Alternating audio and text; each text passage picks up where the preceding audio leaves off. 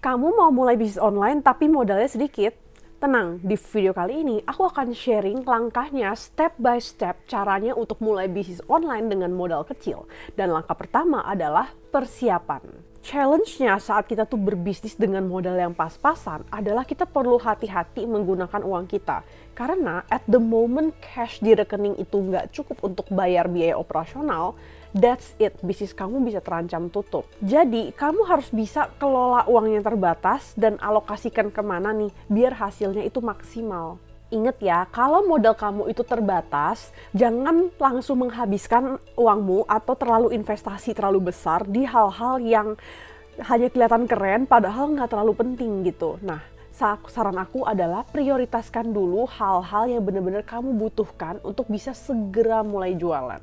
Kamu harus berani dan mau untuk mulai kecil dulu, baru pelan-pelan seiring bisnis kamu makin berkembang dan orderan kamu juga makin banyak, baru pelan-pelan upgrade bisnismu, upgrade produkmu, seperti itu. Nah, nanti aku akan share banyak banget tips untuk berhemat, terutama di awal-awal bisnis ya, dan itu akan aku share itu lebih lanjut di step ke-6. Nah, sekarang kita masuk ke step 2 dulu, yaitu cari ide bisnis. Nah, buat kamu nih yang mungkin udah punya ide bisnis yang mau kamu lakukan, kamu boleh skip step yang ini dan lanjut ke step yang ketiga. Nah, timestampnya nanti akan ada di description ya. Nah, buat kamu yang lagi mencari ide bisnis, simak ya pelan-pelan. Nah, pertama adalah cari dari keseharian kamu. Coba kamu lihat apa masalah yang kamu bisa tawarkan solusinya. Nah, ini sebenarnya adalah cara tergampang untuk menemukan ide bisnis. Nah, kenapa aku bilang ini cara yang paling gampang? Karena kalau kamu lihat dari keseharian kamu, berarti target marketnya itu orang-orang yang kamu sudah kenal atau malahan mirip kamu. Jadi kamu udah tahu nih sifat mereka seperti apa masalah mereka, dan juga apa solusi yang mereka harapkan. Dan kalau kamu udah ketemu nih masalahnya apa dan juga solusi yang mereka mau itu apa, tinggal kamu kemas dan jadikan itu sebagai produk atau jasa yang bisa kamu jual. Nah, cara kedua untuk bisa menemukan ide bisnis adalah untuk memodif atau mengimprove produk yang udah ada, terutama yang kamu pakai sehari-hari ya, yang udah ada, tapi kamu rasa belum puas. Nah, kamu bisa cari ide mulai dari barang-barang yang kamu pakai sehari-hari.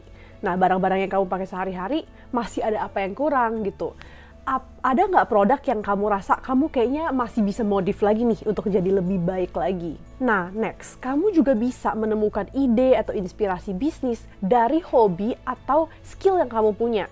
Misalnya nih, kamu misalnya hobi yoga. Nah, mungkin kamu bisa buka kursus yoga. Kuncinya untuk cari ide bisnis yang tepat dan bisa cuan adalah kamu harus peka melihat kebutuhan market dan juga kamu terbuka pada peluang dan kesempatan saat mereka muncul. Next, kalau kamu udah dapet ide, waktunya untuk lanjut ke step yang ini, dan ini penting banget, jadi jangan di skip ya, yaitu market research. Sebelum kamu mulai jualan gitu, terutama kalau kamu tuh planning untuk tanam modal gitu ya, kamu perlu pastikan dulu kalau produk yang akan kamu jual itu benar-benar dibutuhkan oleh customer. Nah, tahu nggak kamu kalau alasan nomor 1 bisnis itu gagal adalah karena kurang ada peminat di market untuk produknya. Dan by the way, ini ada datanya ya dari CB Insights. Inilah alasannya kenapa penting banget buat seorang business owner untuk harus bisa PDKT ke market atau kenali calon customer atau target market. Dan cara tergampang untuk bisa mengenali target market adalah coba untuk membayangkan dirimu sebagai calon customer kamu. Misalnya nih, kamu itu lagi mikir-mikir untuk membangun bisnis perhiasan custom gitu. Nah, coba kamu bayangin dirimu sebagai calon customer yang lagi nyari perhiasan custom. Kira-kira kamu bakal cari di mana? Di Google, di Instagram, di TikTok? Nah, di mana? Misalnya, kita anggap contoh misalnya Google gitulah. Nah, terus kamu tinggal tes, kamu coba googling gitu, biar langsung muncul gitu toko-toko yang menjual produk-produk yang mirip dengan produk yang akan kamu jual. Nah, ini adalah calon kompetitormu. Nah, di situ kamu bisa survei dan kelihatan kelebihannya kompetitormu apa, kekurangan mereka apa.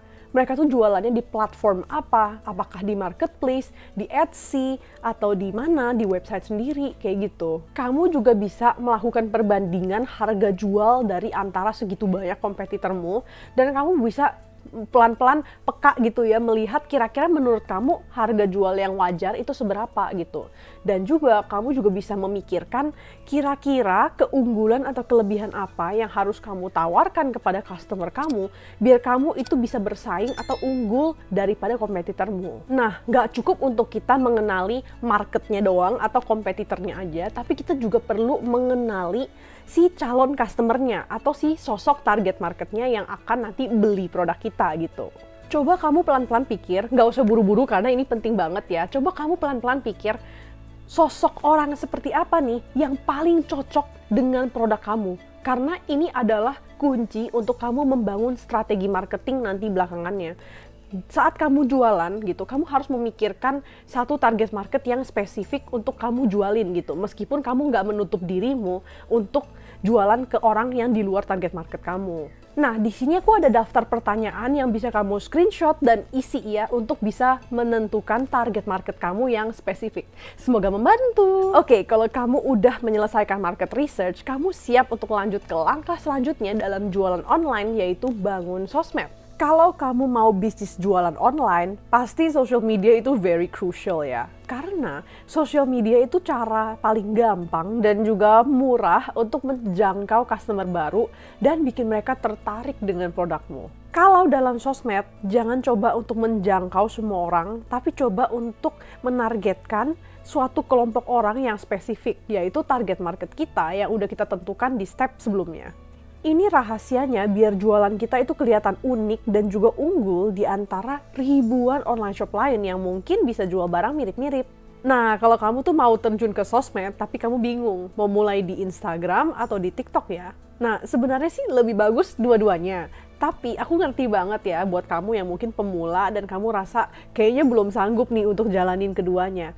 Nah, aku akan sharing plus minusnya masing-masing platform biar kamu bisa milih kira-kira mana yang paling cocok buat kamu. Oke, pertama, kelebihannya Instagram adalah followersnya itu lebih setia. Nah, kenapa? Karena lebih gampang untuk membangun relasi dengan followers atau customer di Instagram. Nah, kontennya itu juga bisa lebih bervariasi ya, seperti kamu bisa posting foto, kamu bisa posting story, kamu bisa posting video, dan juga di Instagram itu kamu lebih bebas untuk mengarahkan followers itu ke situs atau platform lain, misalnya marketplace atau website, biar mereka bisa transaksi di sana. Nah, kalau kelemahan Instagram adalah memang dia itu agak susah di awal ya, jadi harus bener-bener effort banget, terutama pas followers kamu itu masih dikit. Tapi tenang, bisa dibantu sama ads kok. Dan juga kalau di Instagram, konsistensi itu sangat penting. Jadi kalau bisa, kamu harus posting setiap hari untuk bisa melihat hasil perkembangan akunmu. Nah, dan juga another kekurangan Instagram adalah dia itu nggak ada fitur keranjang kuning. Nah, sebenarnya ada Instagram Shop ya, tapi itu tuh kurang jalan dan juga masih kurang oke lah gitu fiturnya. Tapi kamu masih bisa akalin dengan mengarahkan followers kamu ke marketplace atau ke website atau ke WhatsApp untuk mereka transaksi. Oke, kelebihannya TikTok adalah kamu nggak butuh banyak followers untuk bisa FYP. Oke, karena semua orang itu punya kesempatan untuk viral. Karena di TikTok tuh algoritmanya agak random. Dan juga di TikTok itu ada fitur keranjang kuning yang biasa di pojok gitu ya. Nah, keranjang kuning yang bisa customer klik dan mereka bisa langsung check out kalau mereka tuh suka barang yang ada di videonya. Dan juga ini didukung oleh sifatnya audience TikTok yang itu mereka tuh sangat suka impulse buy. Terutama barang-barang yang harga itu sekitar 100.000 ke bawah. Nah, tapi TikTok juga ada kekurangannya gitu. Yang pertama, audiensnya itu kurang setia karena dia tuh sangat bergantung pada FYP gitu, bukan follow-followan gitu.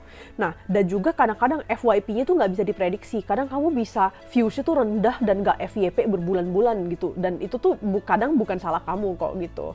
Nah, other than that ya, agak susah juga untuk bisa kamu mengarahkan followers kamu itu untuk transaksi di situs lain atau platform lain seperti Tokped atau Shopee, karena bisa kena ban atau kena take down malahan account kamu gitu. Karena makanya di TikTok kalau orang jualan itu suka bilang kayak toko oranye, toko hijau, nah itu untuk sensor biar nggak kena ban. Nah, kalau sosmed kamu udah ada, waktunya untuk kamu pikirkan gimana caranya biar customer itu bisa belanja atau transaksi. Nah, kelemahannya sosmed ya, terutama Instagram adalah meskipun mereka itu bisa bantu kamu jangkau customer yang akan tertarik dengan produk kamu, mereka mungkin masih belum terlalu mendukung untuk customer melakukan transaksi gitu.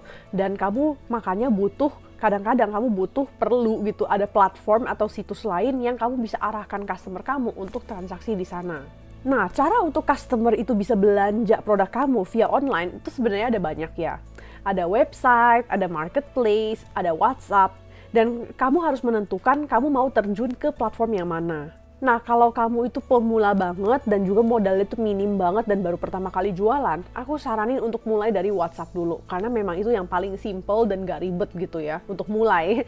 Nah, jadi kamu tinggal pasang aja link nomor WhatsApp kamu di profile bio sosmed kamu gitu. Dan orang itu bisa kontak kamu untuk nanya-nanya dan juga transaksi langsung via chat. Nah, memang tapi kekurangannya WhatsApp adalah agak capek karena kamu harus bales setiap chat secara manual dan juga kamu harus tagih transferan dan cek bukti transfer semuanya secara manual. Nah, saat kamu udah biasa jualan, kamu bisa terjun ke marketplace atau website atau dua-duanya juga bisa. Nah, kelebihannya marketplace adalah dia memiliki banyak fasilitas yang bisa mendukung pebisnis pemula dan kamu fasilitasnya tuh udah siap untuk kamu pakai gitu, yang bisa mendukung kegiatan bisnismu.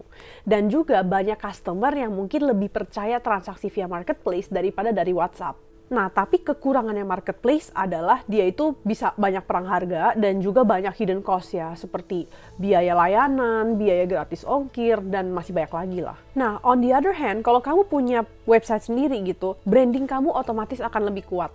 Dan juga kamu bisa menghindari perang harga di marketplace karena kamu punya platform sendiri yang khusus untuk jualan produk kamu.